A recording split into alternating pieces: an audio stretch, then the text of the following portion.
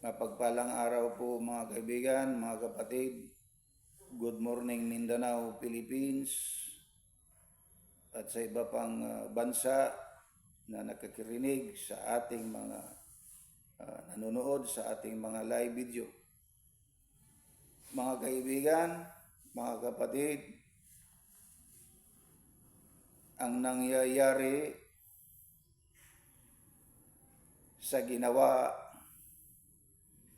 ni Father Valentino Haliasgo noong Valentine's Day.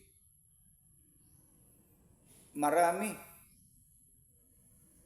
ang mga tao na gumagawa din ng mga kasamaan, mga kasalanan noong Valentine's Day. May mga pamilya na nagiba, nawawasak ang kanilang pamilya. Kasi may asawa na may pamilya din ay nakiglampungan sa isang lalaki na may pamilya din.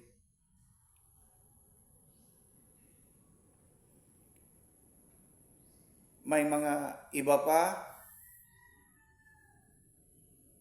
na dahil sa Valentine's Day, ang dahilan nila, ang sabi ng lalaki, ikaw ang magiging Valentine's Day ko, Valentina ko, kahit may asawa siya. Ganon din yung babae, may asawa din, may pamilya din. Ganon din ang sinasabi, ikaw ang magiging Valentino ko.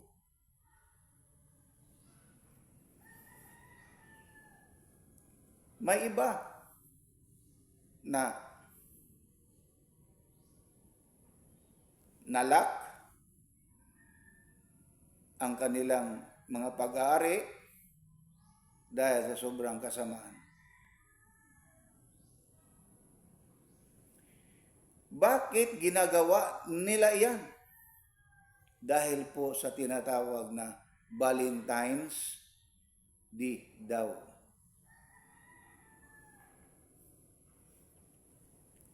Ito namang si Father Valentino Haliasgo, na siya ang author, siya ang founder ng Valentine's Day.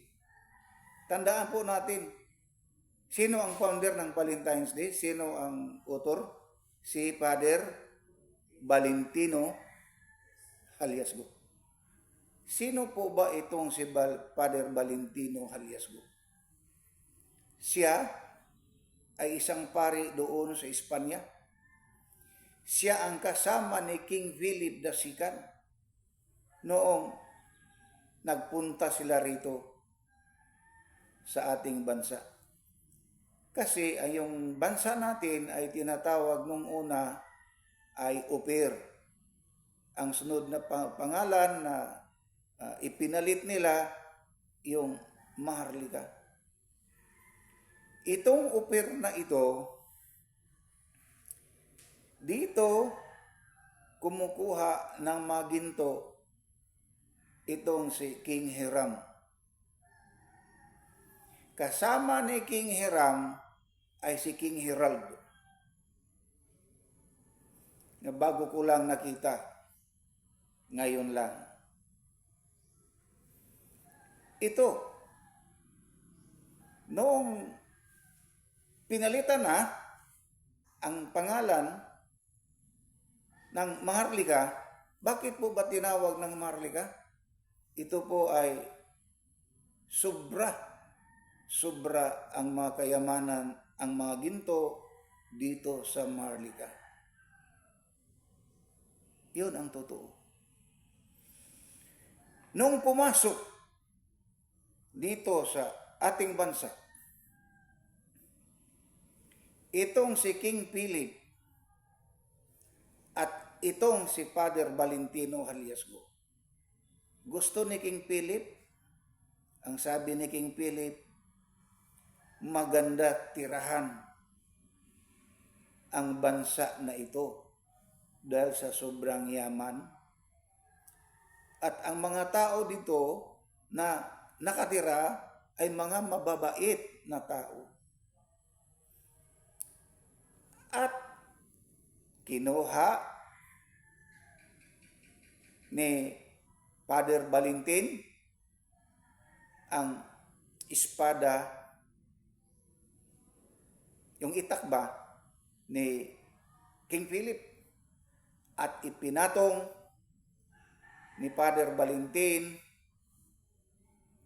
ang espada sa kanang bahagi ni King Philip at siya'y nagsasabi, mula ngayon, tatawagin ito sa iyong pangalan na siyang sinusunod. Ang tawag ay Philippines, King Philip, Pilipinas. Ang sabi niya, sila daw, hindi lang ito po ay mapatutunayan sa mga taong nagbabasa sa kasaysayan,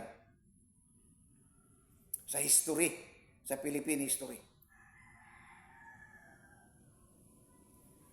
Kapag hindi sumunod, ang mga taong nataga rito, tandaan natin, ano ang pangalan? Nung wala pa ihayag, nung wala pa ang Pilipinas ay Maharlika. Ang tao na hindi sumunod sa kanila ay pinapatay niya. Kung susundan natin ang Philippine history, maraming mga tao dito na pinapatay nila. Kasi ang mga tao dito hindi sila maniniwala sa yung Santa Cruz, yung mag-cross ba? Kapag hindi ka manguros, hindi ka mag-cross sa Santa Cruz, papatayin ka. Ngayon, siyempre, kung ikaw ay gusto pang mabuhay para hindi ka patayin, ay susunod ka talaga sa kanya. Mag-Santa Cruz ka. Manguros. At saan sila ang unang magkuros? Mula sa noo, sa bibig, sa dibdib, at sa kanan at sa kaliwang bahagi ng katawan nila. Dahil gusto ni King Philip na siya talaga ang susundin. At din, iyan ay utos din ni King Philip. Nung wala pa sila dito, pumasok sa ating bansa, marami din ang pinapatay ni Father Valentin doon sa Espanya. Ang ginawa niya, ganun din. Ang ginawa niya. Kapag hindi maniwala sa kanya, pinapatay nila.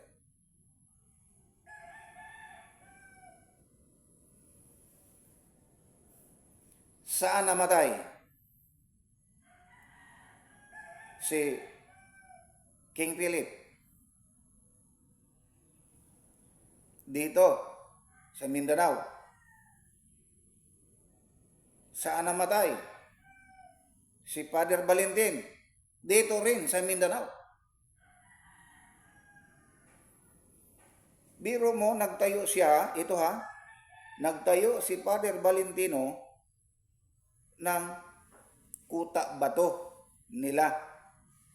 Yun kasi ang utos ni King Philip. Saan siya nagtayo? Doon sa Barangay Bonbon, Camiguin Province. sa paanan ng bulkan na ang pangalan ay Hibok-Hibok. Ito namang sakristan niya at ito si Father Valentin ay nanagat doon sa laot. Biglang pumutok yung bulkan na Hibok-Hibok sa Camiguin Province.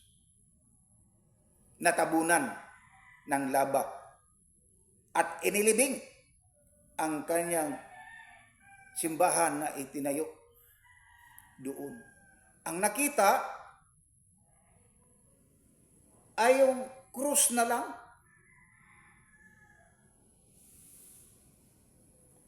At ang sino man na nakapunta doon, linagyan nila. Sino ba ang naglagay? Yung mga Espanyol din.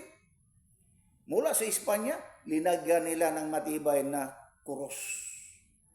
At makikita mo rin doon sa Barangay Bonbon ang napakalaki na krus.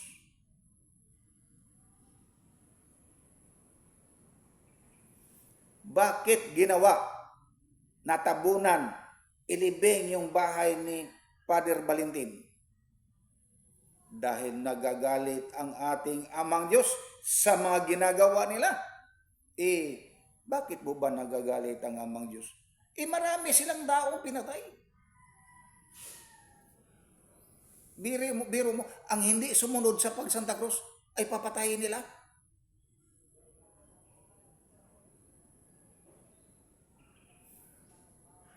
Iyon ang ito ang katotohanan, kaibigan, kapatid.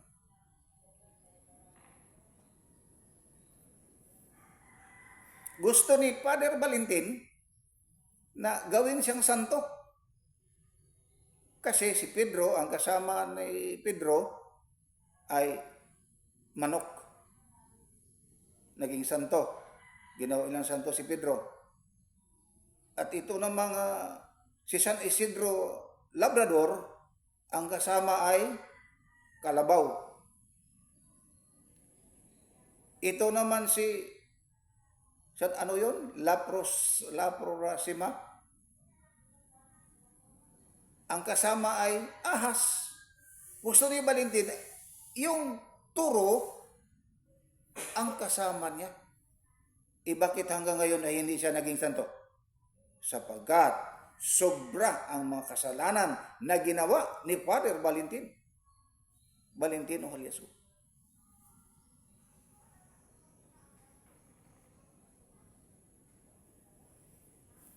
Kailangan malaman mo, kaibigan, kapatid, na ito talaga ang totoo at ito ang mga pangyayari sa Valentine's Day. Saan po ba inirehistro ang Valentine's Day ni Father Valentin? Doon sa Espanya. Tapos na ang Valentine's Day bago sila pumasok dito sa ating bansa. Grabe ang mga kasalanan na ginawa ni Father Valentino Haliasu.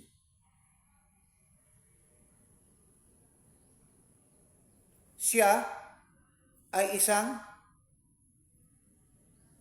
pari.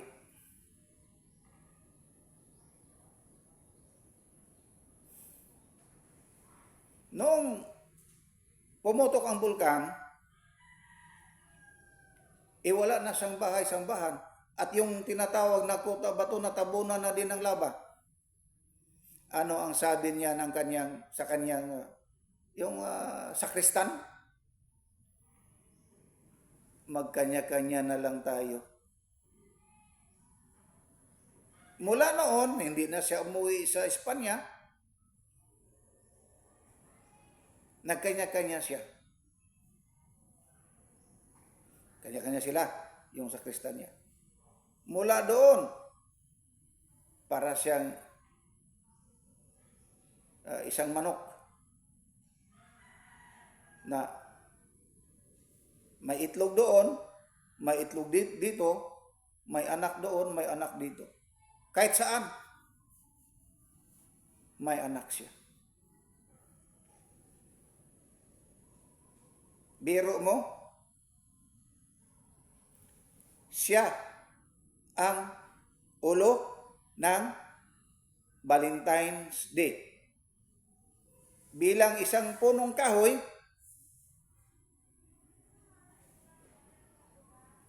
ako, ang aming lahi ay nasa ikatlong sanga. At ako ang magsisiwalat sa lahat ng mga kamalian na ginawa ni Father Valentino.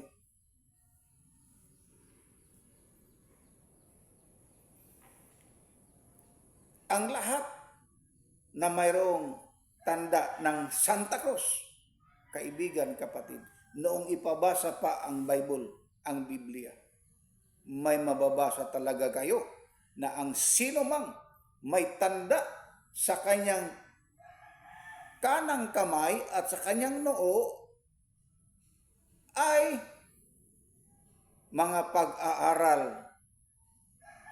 mula kay Lucifer.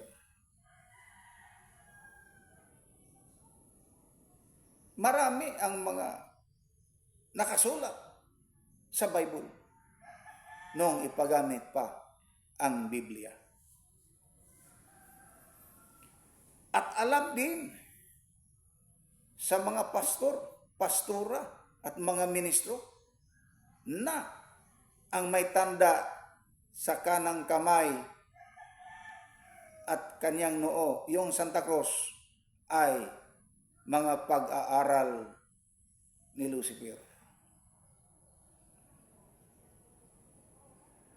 Ano ang sabi niya? Ano ang sabi nila? Ano ang utos nila? Ang pag-Santa Cruz daw ay pagpaalis ng mga demonyo. Kung makadaan ka sa kilid ng kalsada, may krus doon, ang ibig sabihin, may namatay doon, may nasagasaan. Di ba? Di ba ganon? Ang ibig sabihin, hindi, mag-Santa Cruz ka din. Utos kasi ng pare yun eh. Kung makadaan ka sa sementeryo, kita mo, sementeryo ito. Kailangan mo mag-Santa Cruz ka rin para pangalis daw ng mga demonyo. Dumaan sa kanilang bahay-sambahan. Mag-Santa Cruz ka din. Ang tanong ito ganito. Kung totoo yung mga sinasabi nila sa mga pari na yan, yun po bang bahay-sambahan na daanan mo? May mga demonyo bang nakatira doon? Aba, oo, mayroon talaga. Yun ang katotohanan. Ano ang sabi, ang utos nila sa mga pari, sa mga papa? Mag-Santa Cruz ka. Bakit may demonyo doon sa bahay-sambahan nila?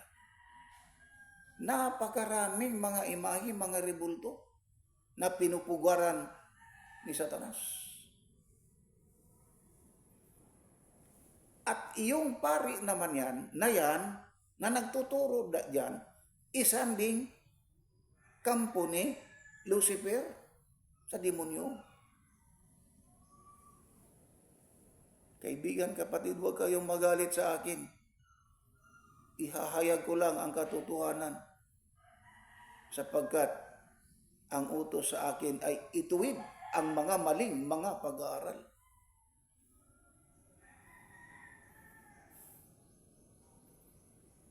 Noong nandito pa ang ating Panginoong Hesukristo, ang sabi, ano ang tagubilin ng ating Panginoong Hesukristo? Mga anak ko, aking mga pinili, magsihanda kayo ingatan ninyo ang inyong sarili, sapagkat sa aking paglisan ay lulusubin kayo sa isang tao na nagsusuot sa damit ng kordero. Sino po ba ang kordero? Di ba ang ating Panginoong Hesukristo? Ano ang sinuot ng mga pare? Di ba? Damit ng Panginoong Hesukristo. Ano ang sabi nila? Sila daw ay kahalili sa Panginoong Hesukristo.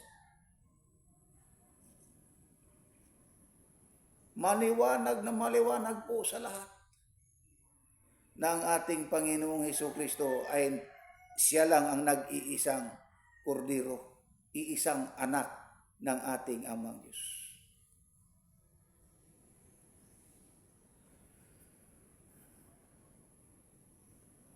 Tama ang tagubilin ng ating Panginoong Hesukristo.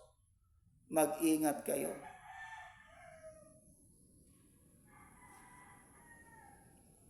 Siya ang Papa sa Roma. Siya ang nagsusuot sa damit ng ating Panginoong Hesukristo. Dito naman tayo. Sino po ang nagsasabi na siya daw ay kaisa-isang anak daw ng ating Amang Diyos? Si Kibuloy. Inasaan na siya ngayon? Nasa kulungan.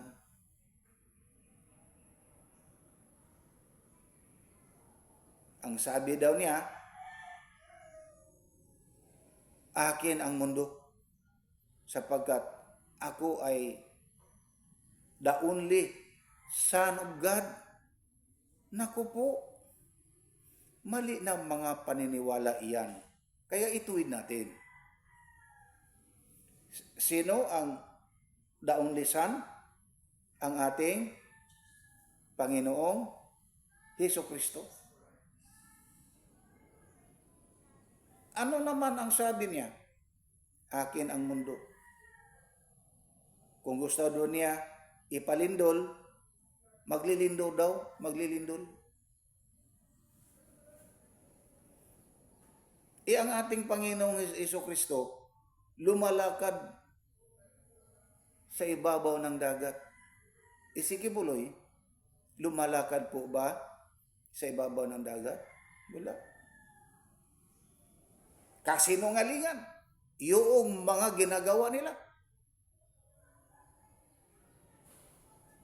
Dito naman tayo sa iglesia. Itong iglesyang agham, ito ang iglesia ni Kristo ang tawag. Itong si Felix Manalo ay ang sabi niya, siya daw ay ibon na mandaragit. Aba, ang ibig sabihin sa ibon, di ba, may pakpak, di ba lumilipad? Di ba anghel? Ano, di ba ho?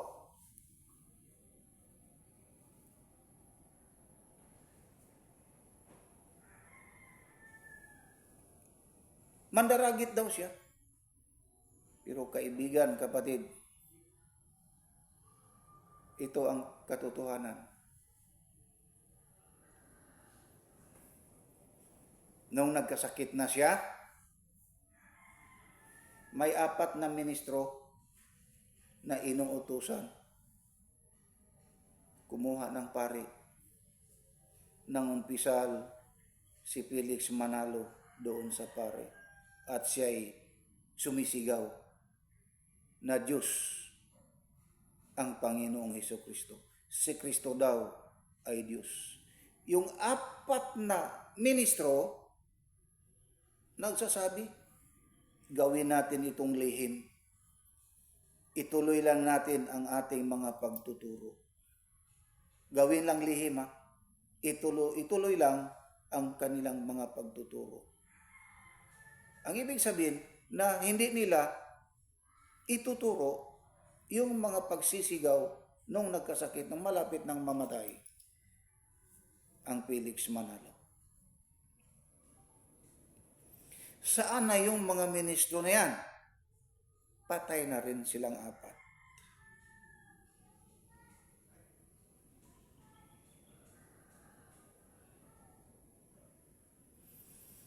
At ito pa, gumawa sila ng imahe, rebulto ni Felix Manalo. At hanggang ngayon, sila'y nag-aalay ng mga bulaklak.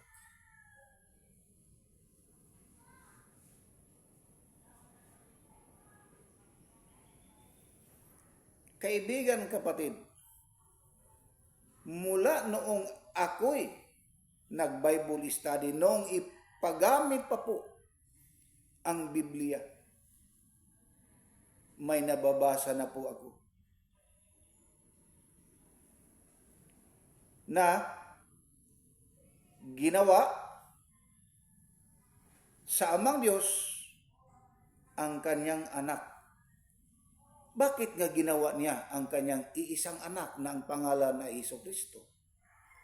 Kasi po, dahil sa sobrang kasalanan na nagawa ng tao, nagpalayo na ang ating Amang Diyos sa tao.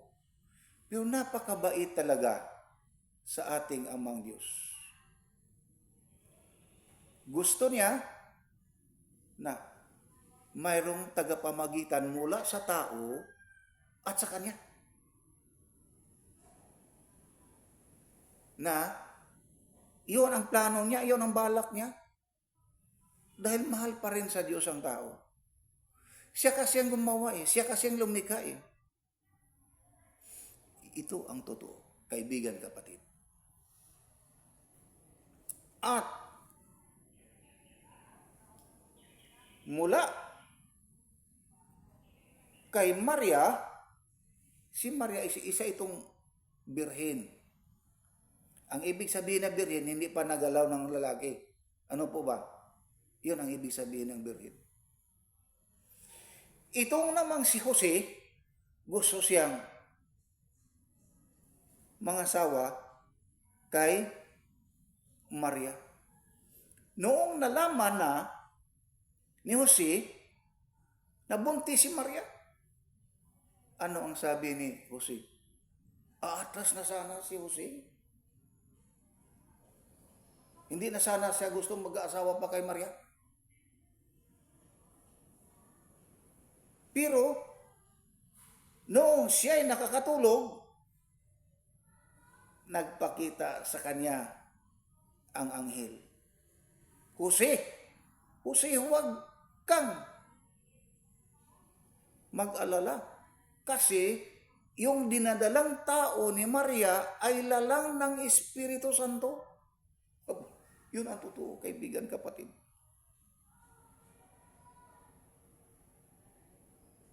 Para matupad ang plano ng ating Amang Diyos na isinilang bilang tao ang ating Panginoong Jesucristo. Ito naman, ito. Mula pa nung una. Ang sabi nila, Diyos daw ang Panginoong Jesucristo. May nagtanong sa akin at iyon ang sinasabi nila. Diyos daw ang Panginoong Jesucristo. Ang Bible ay nagsasabi, iisa lang ang ating Amang Diyos na nasa langit. Na ang kalagayan niya ay Espiritu, hindi po tao. Ipaglagay natin kaibigan, kapatid, kung ang Panginoong Jesucristo ay Diyos, example lang to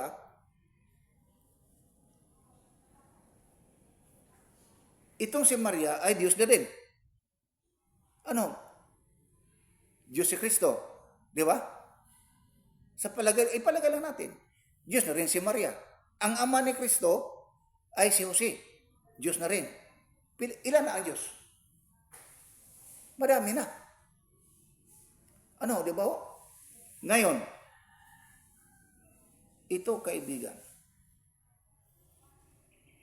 bilang patutuo o ito katotohanan talaga ito.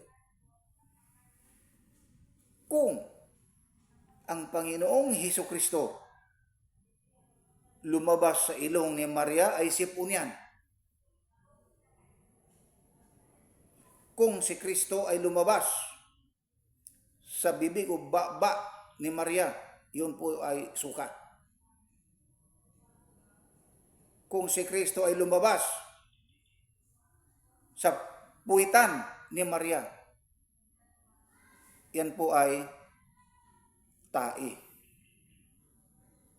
Pero si Hesukristo lumabas sa puwerto ni Maria, yun po ay tao. Bakit mo gustong gawing Diyos ang Panginoong Hesukristo? Sino ang nagkasala? Ikaw. Ikaw mismo. Naniniwala ka kasi na Diyos ang Panginoong Hesukristo? Samantala, iisa lamang ang amang Diyos na nasa langit. Hindi po siya tao. Siya po ay tunay na Diyos at walang makikita, walang nakakita sa Kanya sapagkat siya po ay Espiritu, tulad ng hangin. Ito ay totoo ito. Noong si Moses umakyat doon sa bukid ng Sinai para makipag-usap. Tingnan mo, para makipag-usap ang amang Diyos sa kanya.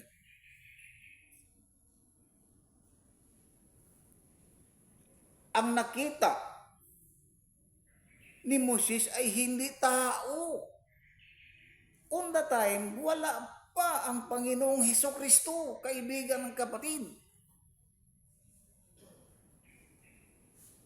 Kundi ang nakita ni Moses, yung isang punong kahoy na nagliliyab sa apoy. Ang ibig sabihin, kapag makakita ka ng isang puno na kahit yung mga dahon niya ay hindi nangalagas, at doon din nag-uumpisa ang the Ten Commandments of God. Ang mga taong mga Israelita doon sa baba,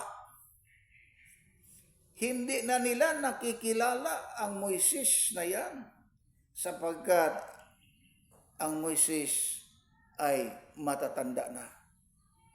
Nung pagbaba na ni Moises, ang ginawa ng mga tao, gumagawa sila ng mga imahe mula sa mga ginto, sa mga hikaw, sa mga prosiras nila. Ginto yan ha. Doon nagsimula ang paggawa ng mga imahe, ang mga rebulto. At sinunog sila ng ating amang Diyos. Natunaw yung mga imaheng mga ginto.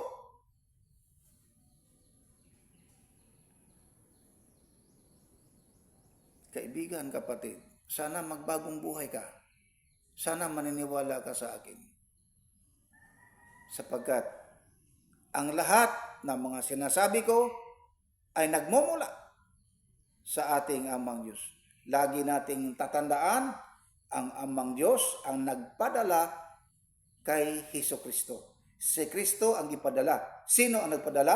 Ang Ama. Para mabalik ang tao sa ating amang Diyos. Mahal kasi tayo ng ating amang Diyos. Napakabait niya.